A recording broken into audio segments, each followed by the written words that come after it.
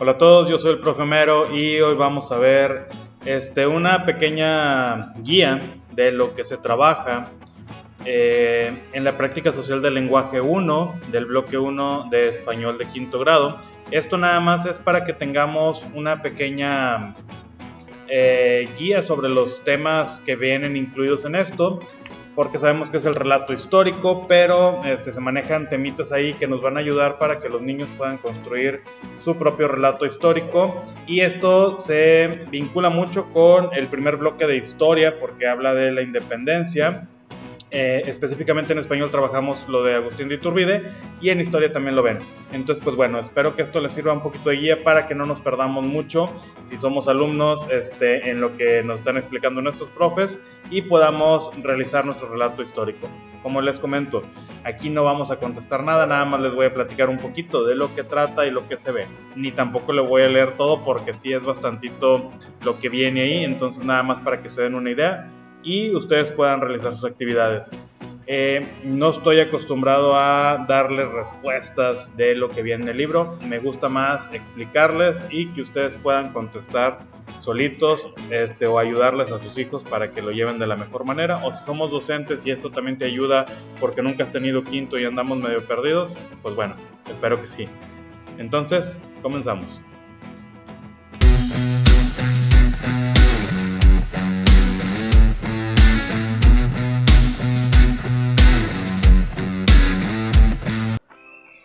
Ok, como les comento, es la práctica social del lenguaje 1, reescribir relatos históricos para publicarlos. El propósito de esta práctica social del lenguaje es escribir relatos históricos basados en diferentes fuentes de información para publicarlos en el periódico escolar. Si no tienes periódico escolar, pues bueno, es una buena idea que aquí en el grupo puedas organizarlo entre el mismo grupo y que ellos entre sus relatos pues los puedan juntar y hacer un pequeño compendio de eso, ¿verdad? Ok. Empezamos con lo de lo que conozco, ¿verdad? Nos hacen preguntas como ¿cómo se distinguen los cuentos de una novela, una leyenda, un artículo o una nota informativa? Porque aquí vamos a leer relatos históricos. Recordemos que en cuarto grado ya tuvimos la experiencia con este tipo de textos, entonces se trata de que los niños se acuerden de qué son los relatos históricos, cómo se manejan, qué incluyen, decirles las diferencias entre un cuento, una novela, una leyenda, un artículo, y que ellos aprendan a distinguir, bueno, el cuento tiene más fantasía, la novela es por capítulos, la leyenda, fantasía y verdad contada por, ¿sí?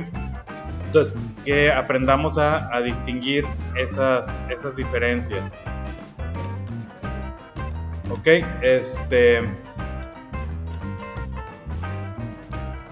aquí me está fallando un poquito mi cámara.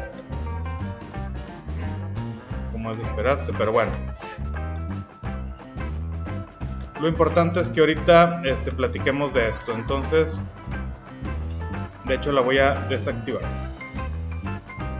Bueno, seguimos. La cosa aquí es que es un poquito pesado estas primeras sesiones de español, porque tenemos que leer los textos, estos relatos históricos de Agustín de Iturbide. Son textos que tratan de diferentes partes de la historia de Agustín de Iturbide, que fue cuando fue coronado el primer emperador de México, ¿verdad? Y cómo se molestan con él por ciertas decisiones que tomó y lo empiezan a considerar un traidor y cosas así.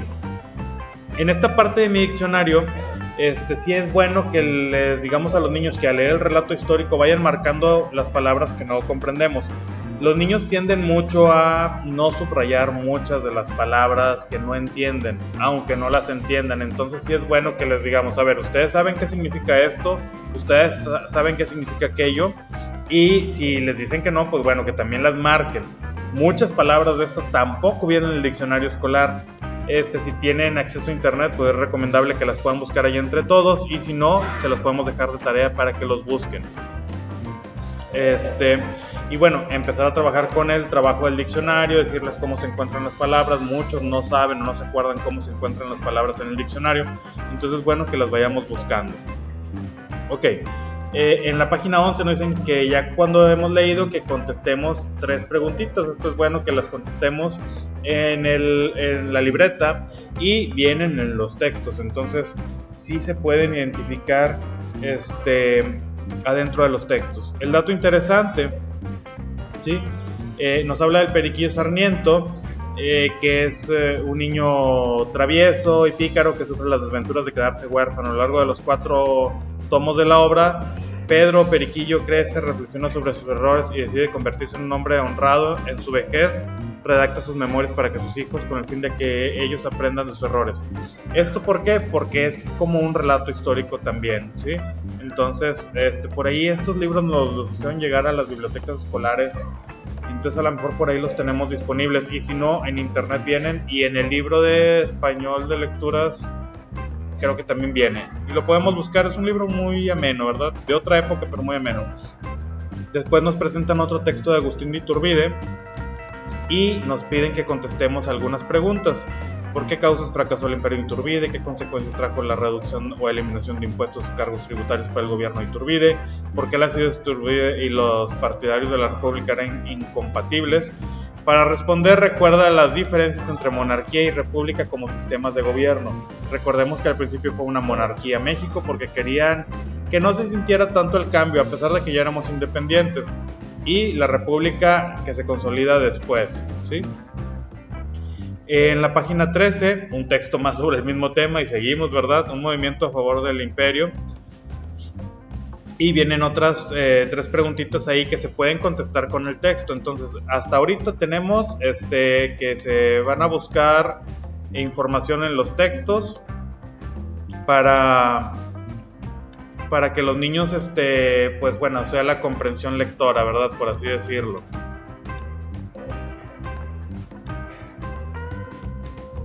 Ok, entonces hasta aquí llevamos comprensión lectora, llevamos la explicación de las diferencias entre los cuentos, las leyendas, las fábulas, y los textos informativos o los relatos históricos como estos.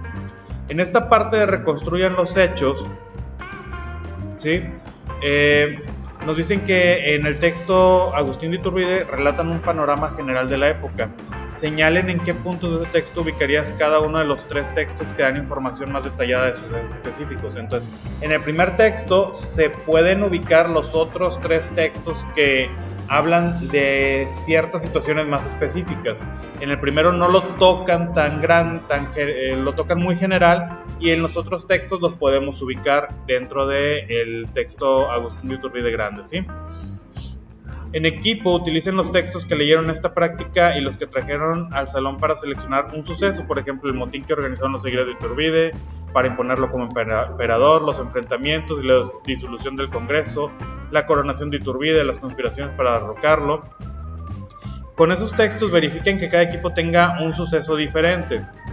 Aquí en mi grupo, por ejemplo, armamos 4 equipos y cada uno trabajó con un texto diferente.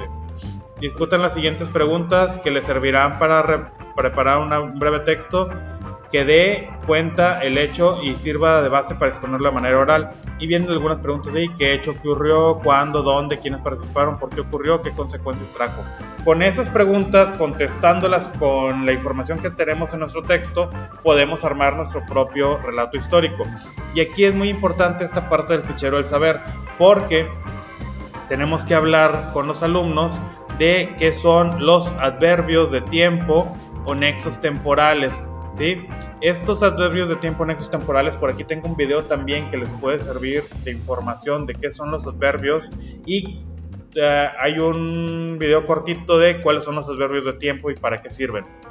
Estas palabras como luego, después, inmediatamente, al final y apenas son adverbios de tiempo. Los adverbios de tiempo nos dan información extra sobre un verbo, sobre un sustantivo, y los adverbios de tiempo precisamente nos dicen cuándo pasó el verbo o cuándo suceden las acciones de un texto. Por ejemplo, luego, después, inmediatamente, al final y apenas. ¿Ok? Entonces, es importante que los alumnos aprendan qué son los adverbios de tiempo y cómo se usan, y que ellos mismos los vayan introduciendo en su hablar o expresarse mediante escritos diario, ¿verdad? Entonces, aquí hay que trabajarlos muy bien, darles la explicación, darles la definición y que los manejen. Pueden hacer oraciones, donde ellos manejen los adverbios de tiempo, los identifiquen, los encierren, o ponerles adverbios y que ellos escriban pequeñas oraciones utilizando sus adverbios. ¿Ok?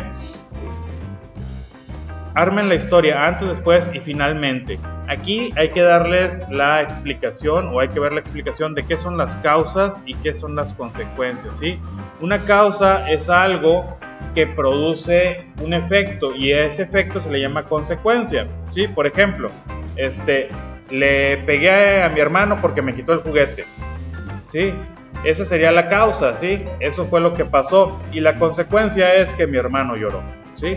Entonces, hay que enseñarle a los niños, darles la definición específica de qué son las causas, qué son las consecuencias y cómo esas causas y consecuencias las podemos utilizar para escribir también nuestro relato histórico. Ok, escriban un episodio. Ahora sí, en equipo retomen el episodio que narraron ante el grupo y escríbanlo. Acuérdense que teníamos que redactar un texto utilizando estas preguntas. ¿Qué hecho ocurrió? ¿Cuándo? ¿Dónde? ¿Quiénes participaron? ¿Por qué ocurrió? ¿Y qué consecuencias trajo? ¿Ok? En equipo retomen ese episodio y lo van a escribir. Es claro cómo relacionan las causas con las consecuencias. Es muy probable que sin darnos cuenta escribamos causas y consecuencias, pero si no lo hacemos, es bueno guiar a los alumnos o a los niños para que también escriban el texto, causas y consecuencias y cómo se van desencadenando. Pasó esto porque primero pasó aquello, o Agustín de Iturbide fue derrocado o fue quitado del gobierno porque hizo esto, ¿sí? Entonces la causa es que Agustín de Iturbide fue quitado del gobierno y la consecuencia pues que se desestabilizó todo otra vez, ¿verdad? Entonces cositas así. Y también que los niños utilicen adverbios de tiempo para ubicar el cuándo sucedió cada una de las cosas, ¿ok? En el producto final, ellos ordenan los textos de los equipos de manera que con los datos de todo el grupo se forme un solo relato histórico de la época. Cuiden que los párrafos enlacen entre sí, eviten repeticiones y revisen el uso de nexos temporales o adverbios de tiempo y de causa-consecuencia.